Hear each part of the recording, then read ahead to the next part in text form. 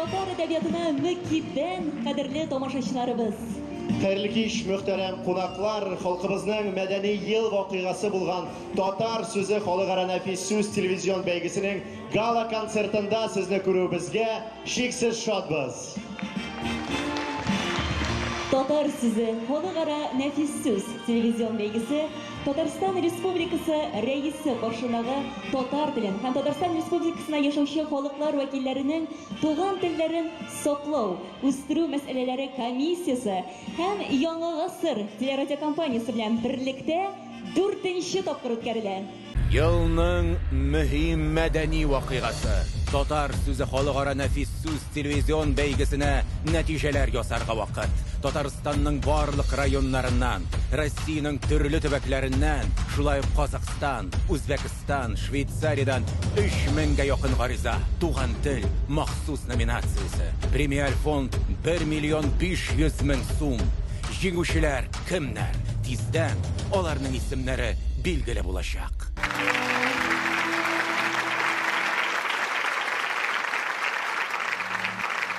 1938 елның июнь айы.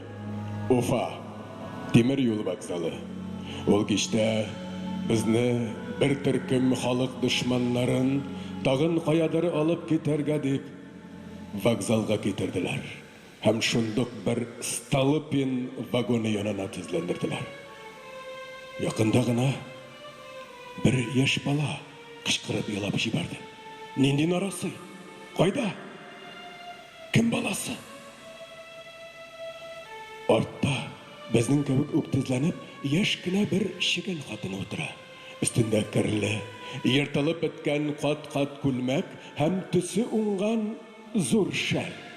Шул шәл эчендә кичкенә сабый күзләр, шымырт күзләр ялтырый. Тикшерү башланды. Конвой башлыгы безне урап торган конвоирларның берсенә эндәште. Иващенко, ал баланы вокзалдагы дежур милиционерга илтеп тапшыр. Иващенко тиз генә йөгереп килеп хатынның күкрәгенә кулын сузган иде, кинәт аның битенә шап итеп хатынның кулы төште. Конвой башлыгы тамбурда басып торган проводницага нидер пышылдады.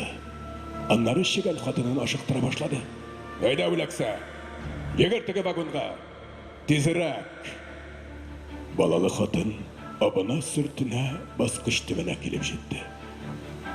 Ул арада өстә басып торган проводница елмаеп: "Бирегез балагызны, мин тотып торыйм", диде. Хатын баласын проводницага бирүе булды, шундук шап итеп ишек ябылды. Хатын акырып җибәрде: "Мишутка!" Уларда күрше вагонның ишеге ачылды, һәм аннан теге проводница кызыл чүпрәккә төргән баланы конвоирга сузды. Ә тегесе бик шыксыз, уңайсыз рәвештә төргәкне алып култык астына кыстырды да вокзалга таба йөгерде. Поезд кузгалды. Яныбыздагы кырый камерага теге шигән хатынын япкан булганнар икән. Ул бер туктаусыз ишеккә суга, тибә, кычкыра: "Ашыгыз! Ашыгыз дим! Кайда минем улым? Кайда минем Мишуткам? Ашыгыз! Ишетәсезме, йырткычлар? Ишетәсезме? Улымны, кызчыгымны кая куйдыгыз? Бирегез! Бирегез!" Бөтен вагон бозардан, елау каргаудан тетрәнә. Йөрәк әрни, ташый, түгелә. 3-4 сәгатьтән ишеккә сугу, тибү тукталды. Хәзер шыңшып елау, үксү һәм зар. Мишутка, бәгърем, җаным, кызчыгым. Инде карының ачкандыр. Имәсең киләдер. Менә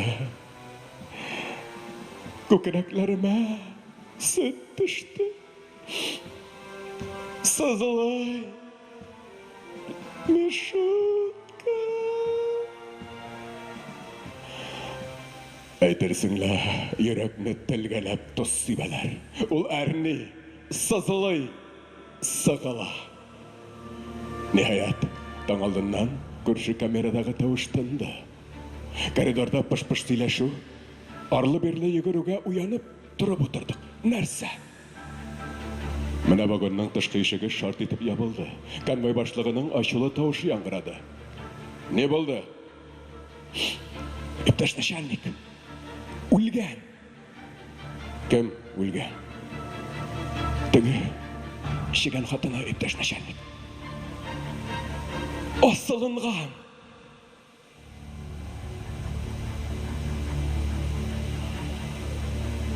Сталин заманнары да, Столыпин вагоннары да инде артта калды. Тик аналарның жан ярасы белән ятим балаларның үксеп елаулары һаман шул килеш. Буферлар бер-берсенә сугылып шыңшый, тәгәрмәчләр бер туктаусыз шакылдый. Шакшык, шакшык, шакшык. Тормыш поезды миллионнарның яралы язмышларын төяп куядыр ашыга. Ашыга бүгендә.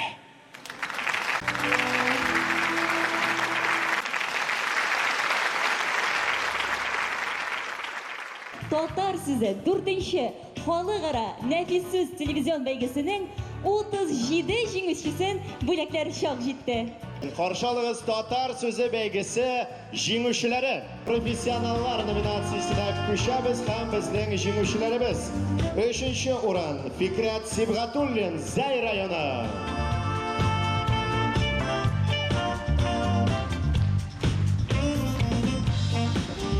2-нче урын Фәиз Мәйдуллин, Ярчаллы шәһәре.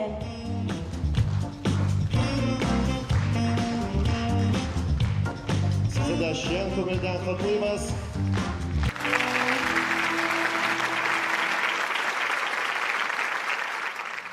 1-нче урын Фәнис Җиһанша, Казан.